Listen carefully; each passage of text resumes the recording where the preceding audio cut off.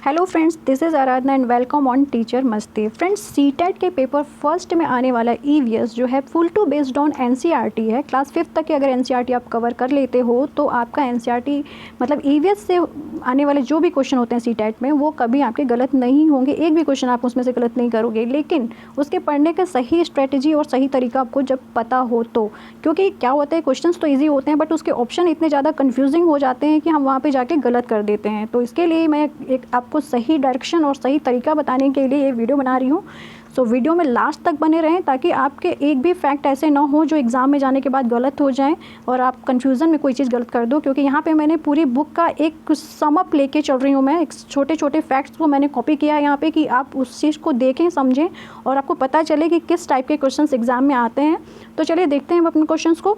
तो ये है आपकी पूरी रिसर्च सोचिए क्लास 5 की एनसीईआरटी की कि क्या क्या उसमें चैप्टर हैं, कौन कौन से। तो पूरे टोटल 22 चैप्टर हैं। आपको समझ में आ रहा होगा यहाँ देख के, ठीक है।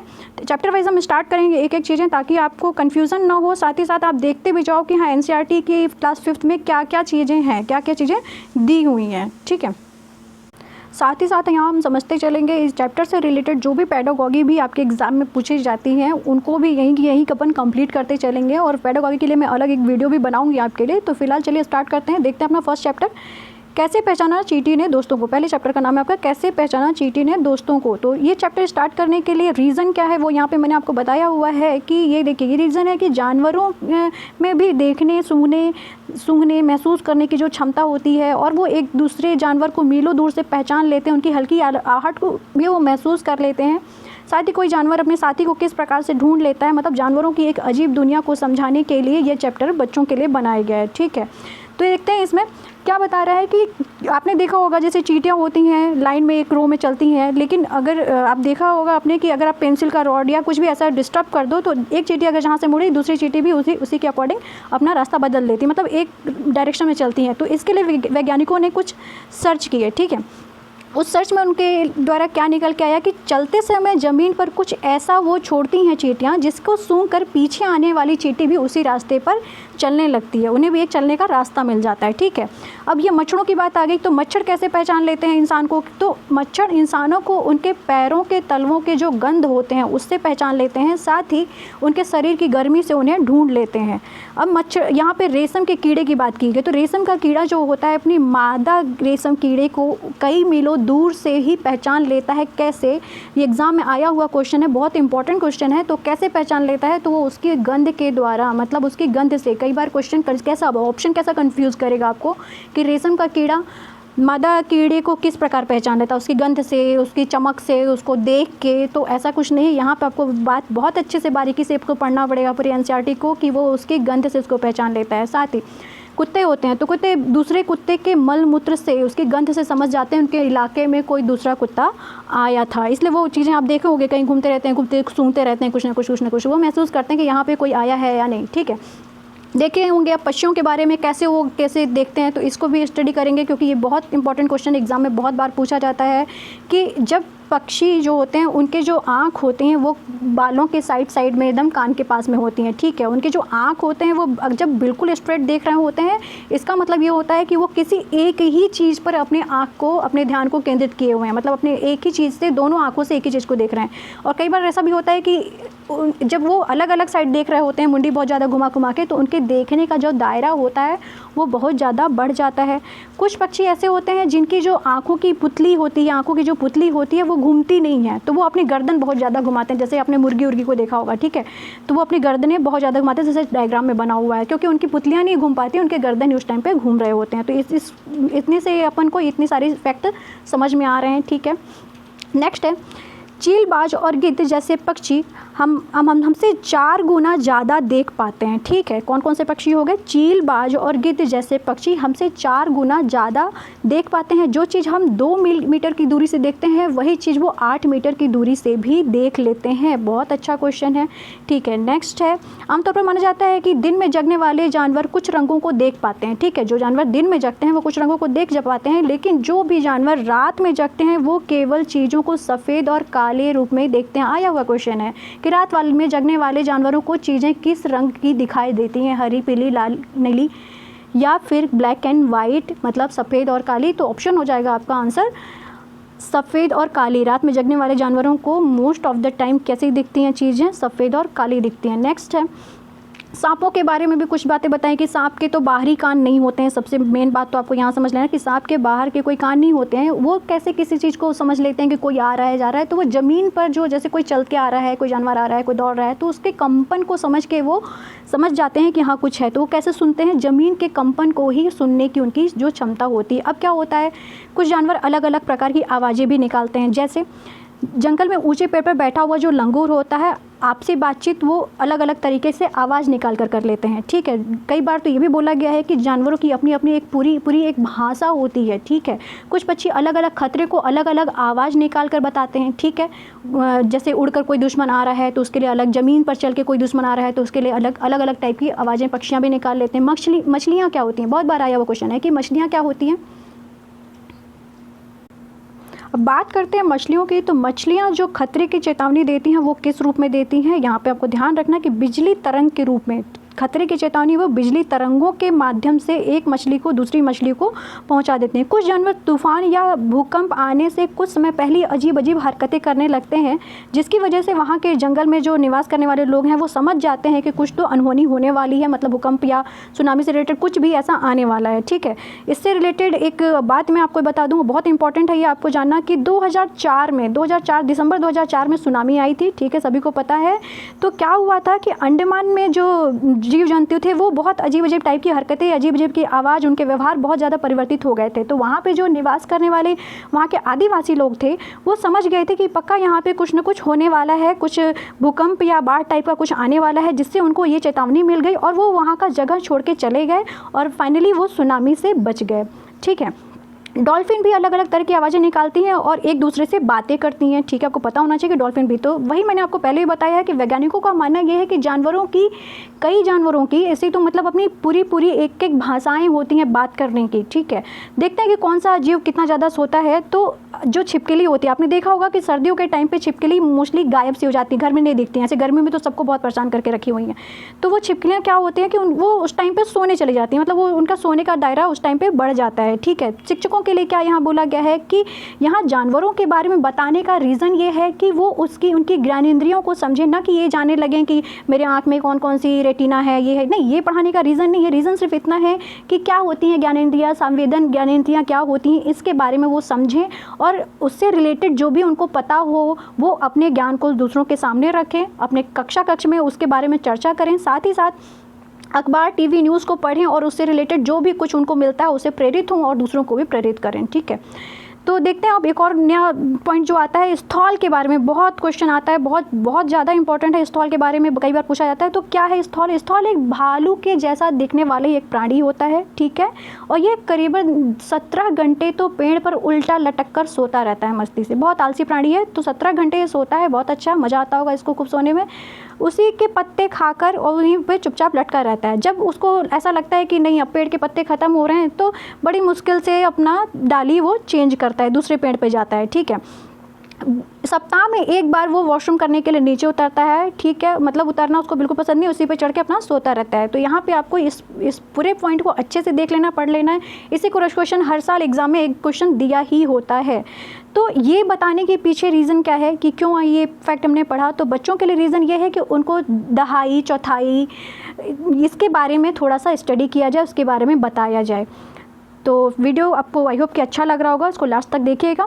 चलिए यहाँ पे देखते हैं एक बाघ के बारे में बहुत इंपॉर्टेंट क्वेश्चन, कुछ आपको जानकारियाँ यहाँ दी जाएंगी और बहुत बार एग्जाम में अभी लास्ट क्वेश्चन पेपर में भी आया था, 2019 के क्वेश्चन पेपर में भी इससे रिलेटेड क्वेश्चन पेपर आया था जब मैंने क्वालिफाई किया है। तो कि बाघ अंधेरे में हमसे कितना गुना बेहतर देख सकता है, तो बाघ हमसे 6 गुना बेहतर अंधेरे में देख सकता है। ठीक है, बाघ की मूंछें हवा में होने वाले कंपन को भांप लेती हैं। कौन भांप लेता है? बाघ की मूंछें हवा में होने वाले कंपन को भांप लेती हैं। उसे शिकारी की बिल्कुल सही स्थिति का उन्हें पता चल जाता है। ठीक है, और वो अपना रास्ता ढूंढ लेते हैं कि उन्हें अब कहाँ जाना है। बाघ अपने इलाके में मल मूत्र अपनी गंध के द्वारा अपने इलाके में आने वाले किसी दूसरे बाघ को पहचान लेते हैं। एक बाघ किसी दूसरे बाघ को उसके गंध से झट से पहचान लेता है, फिर उस इलाके में उसे घुसना है कि नहीं घुसना है ये उसकी मर्जी। ठीक है, बाघ मौके के अनुसार अपनी आवाज़ बदल सकता है। गुस्से में आवाज़ अलग टाइप की, बाघिन को जब बुलाता है, प्यार से बुलाता है तो उसकी आवाज़ अलग हो जाती है, जब वो गुर्राता है या गुस्साता है तो उसकी बाघ अलग हो जाती है। बाघ का गुर्राना कितने किलोमीटर दूर तक सुना जा सकता है, बहुत इंपॉर्टेंट है। तो बाघ का गुर्राना 3 किलोमीटर तक भी सुना जा सकता है। बाघ हवा के पत्तों के हिलने और शिकारी के चलने की गति से भी, उसकी आवाज़ से भी समझ लेता है कि कोई उसके सामने आ रहा है। उसके दोनों कान, बाहरी कान में ये इस तरह की मतलब तरंगे होती हैं जो उसको इकट्ठा करती हैं और उसको समझ में आ जाता है कि कोई किस दिशा से, कहाँ से, कितने दूरी से आ रहा है। मतलब इतना ज़्यादा सेंसिटिव है इसकी ज्ञानेंद्रियाँ। ठीक है, चलिए अब लास्ट है इस चैप्टर का। तो यहाँ पे देखेंगे कि कई बार देखिए बाघ इतना ज़्यादा सेंसिटिव है, बहुत कुछ इसके अंदर इतनी क्वालिटी है, लोग उससे इतना ज़्यादा डरते हैं, उसके बाद भी हमारे देश में बाघ को सुरक्षित करने के लिए बाघ रिजर्व बनाए जा रहे हैं। लोग उनकी हत्या कर दे रहे हैं, लोग शिकारी करने के चक्कर में उनके साथ गलत अत्याचार कर रहे हैं। तो इसके लिए भारत में कई तरह के बाघ रिजर्व बनाए गए हैं। तो यहाँ पे ये आया हुआ क्वेश्चन है कई बार कि उत्तराखंड में कौन सा बाघों को संरक्षित करने के लिए नेशनल पार्क है, या जिम कॉर्बेट नेशनल पार्क में किस लिए बनाया गया है। तो बाघों को संरक्षण प्रदान करने के लिए उत्तराखंड में, याद रखना कहाँ पे बना है, उत्तराखंड में जिम कॉर्बेट नेशनल पार्क, जो कि अपने भारत का सबसे पुराना नेशनल पार्क है। राजस्थान के भरतपुर में कौन सा पार्क है, तो घाना नेशनल पार्क है। ये पक्षियों के, जानवरों के शिकार को यहाँ पूर्णतः वर्जित किया गया है और इन जंगल में किसी भी तरह का उनको नुकसान पहुँचाना दंडनीय अपराध माना गया है। ठीक है, तो यहाँ पे बच्चों को बताने का रीज़न ये है कि वो जानवरों के प्रति सेंसिटिव हो, उनके मन में जानवरों के प्रति एक संवेदनशील हो, भावना हो। ठीक है, वो उनको समझें और आगे अपने ज्ञान का निर्माण करें। शिक्षक के लिए जो यहाँ पे पेडागोजी जो बताई गई है वो यही है कि जब पक्षी दोनों चीज़ें दोनों साइड देख रहे होते हैं तो उनका ध्यान करने का जो दायरा होता है वो अलग अलग हो जाता है। तो इसको आप स्टडी कर लीजिए एक बार और आपको समझ में आ जाएगा कि क्या क्या चीज़ें उनके लिए बताई गई है। वीडियो को पॉज करके आप समझ जाएंगे। देखते हैं नेक्स्ट चैप्टर है जो आपका कहानी सपेरों की। सपेरों की कहानी के बारे में नेक्स्ट चैप्टर में बताया गया है। तो यहाँ सबसे मेन जो ये डायग्राम बना हुआ है, इस डायग्राम को आप देखो तो ये डायग्राम किस चीज़ का बना है, नाग गुम्फन का। आता है ये क्वेश्चन कि नाग गुम्फन क्या है, कहाँ बनाया जाता है। ठीक है, तो ये क्या है, एक डिज़ाइन है, रंगोली, कढ़ाई और दीवारों पर सजाया जाने वाला एक डिज़ाइन रंगोली के आकार का। ठीक है, कहाँ पे फेमस है, तो ये सौराष्ट्र, गुजरात तथा दक्षिण भारत में प्रयोग किया जाता है। ठीक है, नाग गुम्फन मतलब कि ये नाग की आकृति का बना हुआ एक रंगोली की आकृति का है। तो गुजरात, सौराष्ट्र और दक्षिण भारत में इसका प्रयोग किया जाता है। साथ ही जैसे जो लोग नागों को पालते हैं, जिनको हम लोग सपेरे के नाम से जाने जाते हैं, उनको लोग क्या कहते हैं, कालबेलिया के नाम से जानते हैं। ठीक है, तो उनके बच्चों को अब क्या करना है इसमें, तो बच्चों को क्या करना है कि जब आप जाओगे किसी किस्से को सुनाओगे तो वो भी अपने कुछ अनुभव जो उनको हुआ होगा, कभी देखे होंगे सांप नाग के बारे में, तो वो अपने किस्से रखेंगे आपके सामने। तो उनको इससे ऐसे करने से क्या होगा कि वो अपने अनुभव को दूसरों के सामने रखने और उसके प्रति चर्चा करने में सक्रिय हो जाएंगे। ठीक है, देखते हैं। और बीन पार्टी के बाजे जो होते हैं, जो बीन बजाने वाले उनके जो बाजे होते हैं वो कौन कौन से होते हैं, तो बीन, तुंदा, खंजरी, ढोल, इस टाइप के हैं। जो इसमें ढोल के अलावा बाकी जो बीन, तुम्बा, खंजरी जो है ये सभी किससे बनाए जाते हैं, सूखी हुई लौकी से बनाए जाते हैं। कई बार पूछ सकता है, अभी तक तो नहीं पूछा बट आ सकता है। ठीक है, ये यहाँ पे दिखाया हुआ है आपको कि कालबेलिया का डांस कैसा होता है, किस मुद्रा में वो डांस करते हैं। यहाँ पे ये बहुत ही इंपॉर्टेंट चीज़ है, क्या बताया है कि केवल अपने देश में, हमारे देश में केवल 4 ही नाग ऐसे हैं जो जहरीले होते हैं, बाकी नाग जहरीले नहीं होते हैं। ये 4 नाग हैं जो जहरीले होते हैं। नाम आपको बहुत अच्छे से याद रखना है, नाग, करैत, दुबैया और अफाई। ठीक है, नाग, करैत, दुबैया और अफाई। अब यहाँ पे एक और चीज़ समझ लीजिए कि जब नाग जिसे क्या क्या होता है कि काट लेता है तो वो जहर कैसे फैलता है, तो उसके 2 खोखले जहर वाले दांत की वजह से शरीर में, इंसान के शरीर में जहर चला जाता है। ठीक है, जिस व्यक्ति के शरीर को सांप ने जैसे काट लिया है तो उसके जहर को ख़त्म करने के लिए क्या दी जाती है, सीरम दवा दी जाती है, जो कि कैसे बनाई जाती है, नाग के जहर से ही बनाई जाती है। इट मीन्स जहर को काटता है। तो यहाँ पे याद रखेंगे आप नाम, नाग, करैत, दुबैया और अफाई। और जो सीरम उनको दी जाती है, यानी दवाई जो दी जाती है, वो भी किस चीज़ से बनी होती है, नाग के मतलब सांपों के जहर से ही बनी होती है। ठीक है, तो सांप के प्रति निर्भरता, उनकी संवेदनशीलता को यहाँ समझाया गया है बच्चों के लिए, शिक्षकों के लिए जो निर्देश दिए गए हैं कि जानवरों के प्रति जो क्रूरता, आम धारणा जो बनी हुई है, लोग जानवरों को मारते हैं, पीटते हैं, उनका शिकार करते हैं, इस चीज़ के लिए बच्चों को संवेदनशील बनाना है कि नहीं, ऐसा नहीं होना चाहिए। तो इस चैप्टर को बनाने के पीछे रीज़न यही है। चलिए देखते हैं नेक्स्ट चैप्टर। नेक्स्ट चैप्टर आपका चैप्टर 3 जिसका नाम है चखने से पकने तक। मतलब इसमें खाने पीने की बातें की गई हैं कि कैसे कोई किसी भी चीज़ को टेस्ट करके समझ सकता है, इंसान के जीभ पे कौन कौन सी ग्रंथियाँ होती है। तो यहाँ पढ़ाने का रीज़न ये नहीं है कि इंसान के जीभ का पूरा स्ट्रक्चर क्लास 5th के बच्चों को आप पढ़ाओगे। 5th का बच्चा जो है वो जो चीज़ें देख रहा है केवल उतना ही समझेगा, अमूर्त अध्ययन उनको नहीं कराना है। केवल मूर्त चीज़ें जो वो सामने देख रहा है वो केवल उन्हीं चीज़ों को पढ़ेगा। तो यहाँ पे स्वाद के थ्रू कोई भी चीज़ वो समझेगा कि अच्छा नमक का स्वाद ये है, तो मतलब अलग अलग कम से कम वोकैब आएगा उसके अंदर कि वो खट्टा ऐसा होता है, मीठा ऐसा होता है, नमकीन ऐसा होता है। ठीक है, तो इस चैप्टर में ये सारी चीज़ें हम डिस्कस करेंगे। तो देखिए यहाँ पे बना दिया गया है कि कोई यहाँ पे कोई चीज़ से दूर है तो वो लालच कर रहा है, किसी का जीभ बहुत लंबा है तो वो कीड़े को ऐसे झट से पकड़ लिया। तो ये यहाँ पे टीचर के लिए जो संदेश दिए गए हैं वो मैंने आपको पहले भी बता दिया कि यहाँ पे उस चित्र को बना के पाचन तंत्र को बनाने का मतलब ये नहीं है कि हम पाचन तंत्र बच्चों को पढ़ाने लग जाएं, बल्कि बच्चे को प्रोत्साहित करें, बच्चे के अंदर एक जिज्ञासा उत्पन्न करें कि कैसे हम कोई चीज़ खाते हैं, वो पच जाता है, वो कहाँ कहाँ जाता है, कैसे कैसे क्या चीज़ों का उसका नियंत्रण होता है शरीर के अंदर। तो ये चीज़ें उनको समझाना है, उनको प्रोत्साहित करना है, इस चीज़ को लिए उनको जागृत करना है, उसके अंदर जिज्ञासा उत्पन्न करना है। ठीक है, देखते हैं आप यहाँ पे एक इम्पॉर्टेंट एक स्टोरी है जो कि एग्ज़ाम में मोस्टली इस स्टोरी से क्वेश्चन पूछे जाता है। क्या है ये स्टोरी? इतना सारा पढ़ने से अच्छा है कि मैं आपको शॉर्ट में और बेसिक इसके जो पॉइंट एग्ज़ाम में पूछे जाते हैं वो आपको बता दें। देखते हैं क्या है। तो एक 18 साल का लड़का था, 1822 की बात है ये। 1822 में एक 18 साल का लड़का था जिसका नाम क्या था, नाम यहाँ पे दिया हुआ है मार्टिन नाम था। ठीक है, वो युद्ध लड़ने गया और उसको एक गोली लग गई, गोली उसके पेट में चली गई। वो डॉक्टर के पास चेकअप के लिए जब गया तो डॉक्टर ने उसकी गोली तो निकाल दी, लेकिन मार्टिन के पेट में, उस डॉक्टर का भी नाम आपको याद है, बोमोट। ठीक है, बोमोट नाम के डॉक्टर थे। तो उस मार्टिन के पेट से गोली तो निकल गई परंतु उस पेट में वो छेद रह गया। धीरे धीरे कुछ 1-1.5 साल जो बीते उसमें उसका क्या हुआ, 9 साल तक लगभग उसकी यही सब चलता रही कहानी। तो उसमें क्या हुआ कि उसके पेट में जो छेद था उसके ऊपर एक नॉर्मल झिल्ली आ गई, बाकी चीज़ें अंदर से बाहर आप देख सकते थे। मतलब बाहर से आप चीज़ें अंदर क्या क्या चीज़ें चल रही हैं, कैसे उसके शरीर में पाचन हो रहा है, सब कुछ दिख रहा था। ऊपर से एक कवर आ गया था बस उसको ढकने के लिए, जैसे एक खिड़की होती है, मतलब एक फुटबॉल का जो वॉशर होता है उसकी तरह वो काम कर रहा था उसका पेट। मतलब कितनी अच्छी बात थी। तो हुआ ये कि अब वहाँ से सब कुछ दिख रहा था, डॉक्टर भी देख के मतलब आश्चर्यचकित हो गया कि अरे वाह, यहाँ से तो हम अगर पर्दा जैसे इसको उठाएं तो सारी चीज़ें हमको यहाँ से शो हो रही हैं, केवल एक झिल्ली लगी हुई है। तो उन्होंने उसके पेट में एक छेद करके एक नली डाल दी। ठीक है, उन्होंने सोचा कि कुछ एक्सपेरिमेंट करके देखते हैं कि पेट के अंदर एक्चुअल में होता क्या है। तो एक नली डाली और उसके थ्रू उसमें कुछ ना कुछ वो देखने लग गए कि इसके अंदर कौन कौन से पाचक रस हैं, क्या करते हैं ये पाचक रस, भोजन को पचाने का ही केवल कार्य करते हैं या केवल मिल के भोजन को द्रवित करते हैं, क्या करते हैं, सब कुछ ये उसमें सर्च करने लग गए। धीरे धीरे टाइम बीतता गया, उन्होंने अपना सर्च स्टार्ट किया तो देखा कि कौन सी चीज़ें पेट में जाके कैसे पचती हैं, पेट के बाहर कैसे पचती हैं। उन्होंने इसके पेट से पाचक रस कुछ निकाल भी लिए और उस पाचक रस में अलग अलग उनको कंटेनर में रख के कुछ कुछ चीज़ें डाल डाल के देखने लगे कि कितना टाइम ले रहा है वो पचने में। तो देखते हैं यहाँ पे उनका मेन एस्टिमेट निकल के क्या आया। तो वो ये आया कि कच्चा दूध जो है वो पाचन में कितना समय लेगा, 2 घंटे का समय लेगा। उबलने वाला दूध, उबला हुआ दूध 2 घंटे 15 मिनट का समय लेगा। फिर पूरी तरह से अंडा अगर उबला हुआ है तो 3.5 घंटे का टाइम लेगा, कम अंडा उबला हुआ है तो 3 घंटे का। तो ये टेबल है जो उसको आपको पढ़ना है। तो फाइनली इसके थ्रू उन्होंने पूरा बेसिक समझ लिए कि पेट के अंदर एक्चुअल में क्या हो रहा है, कैसे संरचना है, कैसे आमाशय अग्नाशय पूरे कार्य करते हैं। और उसके बाद उन्होंने पाचन तंत्र की पूरी संरचना रखी इस प्रकार से। ये देखिए मतलब कितनी अच्छी स्टोरी थी। इस स्टोरी के थ्रू पूरे पाचन तंत्र का एक समग्र अध्ययन किया गया। बाद में कुछ वैज्ञानिक फिर उसके प्रति और जागृत हुए और समझे उस चीज़ को, और उसके बाद और इन्वेंशन होते होते फिर समझ में आया कि बॉडी का स्ट्रक्चर एक्चुअल में अंदर से क्या है, एक्चुअल में पाचन क्रिया होती कैसे है। ठीक है, तो नाम याद रखेंगे और क्या क्या चीज़ें कैसे कैसे हुई थी यहाँ पे ये भी याद रखेंगे।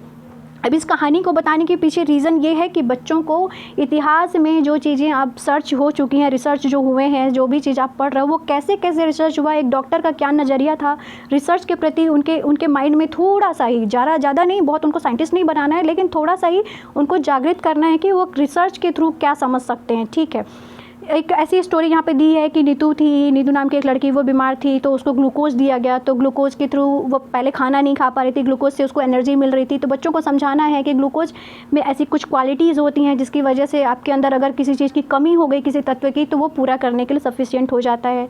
ठीक है, नेक्स्ट देखते हैं। यहाँ पे एक उड़ीसा की एक घटना है, कालाहांडी। उड़ीसा में कालाहांडी एक जगह है जहाँ पे बहुत ज़्यादा चावल की पैदावार होती है, लेकिन खाना पीना अपना सही सेहत न होने की वजह से भी कई बार हमें बीमारियाँ हो ही जाती हैं। तो ये एक 3 साल की गोमती नाम की लड़की थी, किसान के खेत में मजदूरी करती थी। ठीक है, लेकिन होता ये था कि उसको भरपेट खाना नहीं मिल पाने की वजह से वो बीमारी की शिकार, कुपोषण की शिकार हो गई थी। ठीक है, तो यही यहाँ पे स्टोरी बताएगी। स्टोरी आप वीडियो को पॉज करके बिल्कुल आराम से पढ़ लीजिए, इसमें बहुत ऐसा कुछ खास नहीं है पढ़ाने के लिए। तो कई बार क्या होता है, यहाँ पे समझाया गया है बच्चों के लिए खासकर कि हम खाते तो हैं लेकिन हम खा क्या रहे हैं डिपेंड करता है। तो आप सेहत किस बात पे निर्भर करती है। कोई इंसान खाना ही नहीं खा रहा है तो वो ऐसा पतला दुबला सा, ये खाना तो बहुत खा रहा है लेकिन खा क्या रहा है, ये चाउमीन, मैगी, बर्गर इस टाइप की चीज़ें खा रहा है। तो ये थोड़ी सी यहाँ पे देखना है आपको कि क्या चीज़ हमारी सेहत के लिए लाभदायक होगा।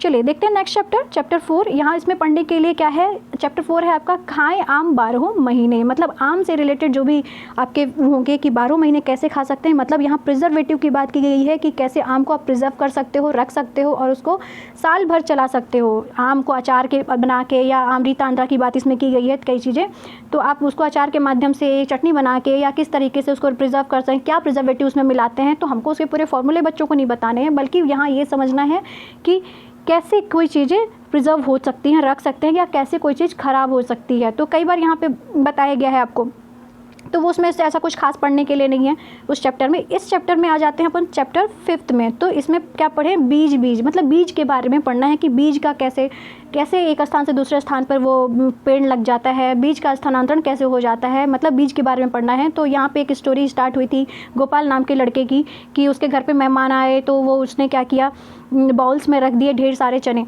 और उसने पूरा बाउल भर के चने रखा कि वो फूलेगा। लेकिन जब फूला तो चना बाहर गिरने लग गया, तो वो कंफ्यूज हो गया कि अरे ये क्या हुआ, क्योंकि वो चना फूल चुका था, उसको ऐसा आइडिया नहीं था। ठीक है, तो यहाँ पे क्या करना है अपन को, क्या समझना है कि बीज और इसके बारे में सारी स्टडी करनी है। तो देखिए यहाँ पे क्या है, अलग अलग खाली पैकेटें बच्चों के लिए ला के आप दो, उसमें लिखी हुई जो जानकारियाँ हैं, मतलब उसका एक्सपायरी डेट क्या है, मूल्य क्या है, वजन क्या है, किस तारीख में वो बना था, ये सारी चीज़ें बच्चों को बताना है, ताकि उनको इस चीज़ के प्रति वो जागरूक हो कि वो जो चीज़ें घर पे खा रहे हैं वो सही है या गलत है, वो एक्सपायरी डेट तो नहीं है। छोटा बच्चा क्लास 5 तक का बच्चा धीरे धीरे ही सही, लेकिन ये चीज़ें थोड़ा थोड़ा वो समझेगा तो आगे चल के उसके लिए बहुत अच्छा होगा। तो देखिए अब यहाँ पे देख लेते हैं, बहुत ही इंपॉर्टेंट क्वेश्चन है ये, कि किसके बारे में यहाँ बताया गया है, कि इसमें यहाँ पे एक घटपर्णी पौधे के बारे में बताया गया और एग्ज़ाम में आया हुआ क्वेश्चन है। तो इसको क्या बोला जाता है, और ऑस्ट्रेलिया में मोस्टली उसको किस नाम से जानते हैं, निपेंथिस के नाम से जानते हैं। ठीक है, तो क्या बताए हैं कि ये कहाँ पाया जाता है, क्वेश्चन आया हुआ क्वेश्चन है कि भारत में घटपर्णी या निपेंथिस किस स्थान पर पाया जाता है। तो इसका आंसर हो जाएगा भारत के किस स्थान पर, मेघालय नामक स्थान पर, मेघालय राज्य में ये पाया जाता है। ठीक है, और ऐसे कहाँ कहाँ मिलता है, तो ऑस्ट्रेलिया में, इंडोनेशिया में घटपर्णी मिलता है। अब क्या बताना चाह रहे हैं, तो घटपर्णी के ऊपर एक ढक्कन जैसा लगा रहता है और घड़े के आकार का ये खूबसूरत पौधा टाइप का होता है। ठीक है, क्या करता है ये, तो इसमें घड़े के मुंह के पास में कुछ खुशबू, बहुत अच्छी सी खुशबू निकलती है, जिसकी वजह से कीड़े मकोड़े जो छोटे छोटे होते हैं वो इसके तरफ खींचे चले आते हैं। जैसे इसके ऊपर आके बैठते हैं, वो घड़े का जो ढक्कन होता है वो बंद हो जाता है और उसके अंदर पौधे चले जाते हैं। मतलब पौधे भी शिकारी का काम करते हैं, पौधे भी शिकार करते हैं। लेकिन देखिए कितनी चतुराई से इसने एक कीड़े को फंसा लिया और उस कीड़े को वो पचा के खा लेते हैं, उसको नाइट्रोजन में कन्वर्ट करके अपना पौधे का विस्तार करते जाते हैं। ठीक है, तो यहाँ पे इसको बहुत अच्छे से इस स्टोरी को पढ़ लीजिए, समझ लीजिए। ठीक है, नेक्स्ट है, कुछ बीज ऐसे होते हैं जो काफ़ी घुमक्कड़ टाइप के होते हैं। अब बीज घुमक्कड़ नहीं होते हैं, एक्चुअल में होता क्या है कि जैसे किसी पौधे के बीज हो गए, रेशम के बीज हो गए, ये हो गए, तो वो क्या होते हैं, नीचे गिर जाते हैं। अब उसके ऊपर कुछ कीड़े आके बैठे, वो कीड़े उसको पैर में फंस गया, वो कहीं और लेके चले गए, तो वो पौधा दूसरी जगह भी उग गया। तो ये बीज जो हो गए वो कुछ घुमक्कड़ टाइप के, जैसे सरसों के बीज के बारे में आपने सुना होगा, तो वो भी उसका भी प्रजनन जो होता है वो इसी टाइप से होता है। वो भी मतलब पेड़ कहीं ना कहीं कीटों के माध्यम से उनके पैरों में सट जाता है और दूसरी जगह वो जाते हैं, वहाँ गिरा देते हैं और वहाँ जाके दूसरा पौधा उग जाता है। तो इन बीजों को क्या बोल रहे हैं अपन, घुमक्कड़ बीज के नाम की संज्ञा दे दी है इस चैप्टर में। ठीक है, लास्ट है, ये बहुत ही इंपॉर्टेंट है आपका वेलक्रो के बारे में जो बताया गया है। तो आपको यहाँ पे एक चीज़ याद रहे, क्या है ये वेलक्रो, तो जो आपने सैंडल वैंडल देखा होगा आपके चप्पलों में लगा रहता है, एकदम से खींचते हैं जिसको पट्टे को बंद करने के लिए, तो वो जो उसके अंदर लगा रहता है ऊपर नीचे, जैसे एक ऐसे हुक टाइप का उसमें बंध जाता है जिसमें, तो उसी को बोलते हैं वेलक्रो। कहाँ बना था, कैसे बना था, इसकी एक पूरी जानकारी यहाँ दी गई है। तो स्विट्जरलैंड में बना था। ठीक है, याद रखना है कहाँ पे बना था ये वेलक्रो, स्विट्जरलैंड में। कब बना था, 1948 की घटना है। जॉर्ज मेस्ट्रल ने अपने कुत्ते को ले जा रहे थे सैर कराने के लिए, ठीक है। स्टोरी मैं आपको शॉर्ट में बता दे रही हूँ कि जॉर्ज मेस्टर नाम के एक वैज्ञानिक थे, वो अपने कुत्ते को सैर कराने ले जा रहे थे। जैसे ही वो रास्ते से लौट रहे थे तो उन्होंने देखा कि उनके कपड़े पर क्या गिर गया है, एक बीज गिर गया है ऐसा, और उसको उखाड़ रहे हैं तो वो निकल ले रहा था बहुत। तो वो परेशान हो गए कि किस प्रकार का बीज है। तो उन्होंने माइक्रोस्कोप से उसको जल्दी से उसकी स्टडी करना स्टार्ट किया कि क्या था। तो उन्होंने देखा कि उस बीज में छोटे छोटे हुक जैसे कुछ आकृति बनी हुई है, ठीक है। उस आकृति के थ्रू उन्होंने बीज के कपड़े को रेशम से मतलब जो कपड़े का जो रेशम था उससे वो क्या हो गया था, अटक गए थे। तो उनको एक आइडिया आया कि अच्छा वेलक्रो भी इस टाइप का कुछ बनाया जा सकता है, चिपकने वाला कुछ चीज़ें बनाई जा सकती हैं। तो उन्होंने इसका आविष्कार किया और धीरे धीरे वो देखते देखते बस्ते में, कपड़े में, जूते में, पट्टे में इत्यादि चीज़ों में इसका इस्तेमाल होने लगा, आपको पता ही है, ठीक है। अब यहाँ पे देखते हैं कि क्या चीज़ कहाँ से कैसे आई है, ठीक है। तो देखिए सबसे अच्छा है, कई बार एग्जाम में क्वेश्चन आया हुआ है तो आपको यहाँ पे याद रखना है कि कौन कौन सी सब्जियाँ कहाँ कहाँ से आई हैं। तो देखिए मिर्ची जो होती है इसको क्या बोला जाता है, मसालों की पटरानी बोला जाता है, जो कहाँ से आई है, दक्षिण अमेरिका से आई है, ठीक है। कि आपको ध्यान में रखना है कि मिर्ची कहाँ से आई है, दक्षिण अमेरिका से ली गई है। भिंडी कहाँ से ली गई है, अफ्रीका से ली गई है, ठीक है। गोभी और मटर कहाँ से आए हैं, यूरोप से आए हैं। चाय, असम, ये सभी चीज़ें मोस्ट ऑफ द चीज़ें जो कुछ अपने यहाँ की हैं। सोयाबीन कहाँ से आया है, तो चीन से आया है। बैगन, मूली, सेम, करेला, आम, संतरा, बेर, करेला, केला, ये सब क्या है, अपने देश के देसी पैदावार हैं, ठीक है। तो देखिए मैं इस पूरे चैप्टर की एक समअप आपको करके बता रही हूँ कि क्या है इसमें पेडागॉगी, जो मैंने आपको बोला था कि इसमें वो भी समझेंगे। तो इसमें यही है कि बच्चों को उनके बाहरी जीवन से उनकी शिक्षा को जोड़ देना, मतलब वो जो चीज़ शिक्षा ले रहे हैं वो बाहर की चीज़ों से कनेक्टेड होनी चाहिए, तभी उनको पढ़ने में मज़ा आएगा। वो चीज़ें वो खुद महसूस करें, खुद से देखें, तभी वो चीज़ें पढ़ पाएंगे। बच्चों को डिपेंड करना है उनके ऊपर, इंडिपेंडेंटली उनको छोड़ देना है कि वो स्वयं करके कोई भी चीज़ सीखें। मतलब आपने उनको पौधे के बारे में, बीज के बारे में, उनको जंग फफूंद लगने के बारे में अगर बताया है तो वो खुद देखें ना कि हाँ, ब्रेड की टुकड़ा रख के कुछ दिन तक देखें और उसको समझें कि हाँ कैसे कैसे उसमें फफूंद लग जा रहा है। पाठ के प्रति उनके अंदर जिज्ञासा उत्पन्न करने का कार्य शिक्षक को ही करना पड़ेगा। जिज्ञासा अगर उनके अंदर नहीं होगी तो बच्चे को आप कितना भी कुछ फोर्स कर लो वो नहीं पढ़ेगा, उसको नई चीज़ें समझ में आएंगी। बच्चों को चर्चा का अवसर दें, बच्चे खुद में आपस में डिस्कस करें चीज़ों को। उनको इतना आप फ्लेक्सिबिलिटी क्लास में प्रोवाइड करो कि वो चीज़ें खुद से खुद समझने की कोशिश करें, चर्चा करने लग जाएं। रटने का बिल्कुल विरोध करना है। आपको क्लास में इतना अच्छा इन्वायरमेंट बनाना है कि बच्चा उसको समझे, उसको खुश होकर इंजॉय करके पढ़े, ना कि उसको रटे और आके आपको सुना दे और आप भी खुश हो जाओ। पर्यावरण के प्रति जागरूकता, पर्यावरण का मेन मोटिव यही है कि बच्चों को पर्यावरण के प्रति संवेदनशील बनाना है। पौधों के प्रति, जानवरों के प्रति, अपने देश के प्रति, पर्यावरण में अपना सब कुछ इन्वॉल्व है, ना कि केवल पौधे और जानवर ही, सब कुछ इन्वॉल्व है। ह्यूमन थिंग्स, मोरालिटी, सब कुछ। तो पर्यावरण के प्रति बच्चा जागरूक हो, उसके अंदर आत्मीय भावना हो। सो फ्रेंड्स, आई होप कि आपको वीडियो पसंद आया होगा। तो इसके लिए thank you so much. Video को आप लास्ट तक देखें और प्लीज़ आपका एक सब्सक्रिप्शन मेरे लिए बहुत मायने रखता है, तो चैनल को सब्सक्राइब करिए। आपको ऐसी अच्छी वीडियोस हमेशा मिलती रहेंगी। मैं हूँ आराधना त्रिपाठी। नमस्कार, मिलेंगे हम नेक्स्ट वीडियो में। Thank you so much.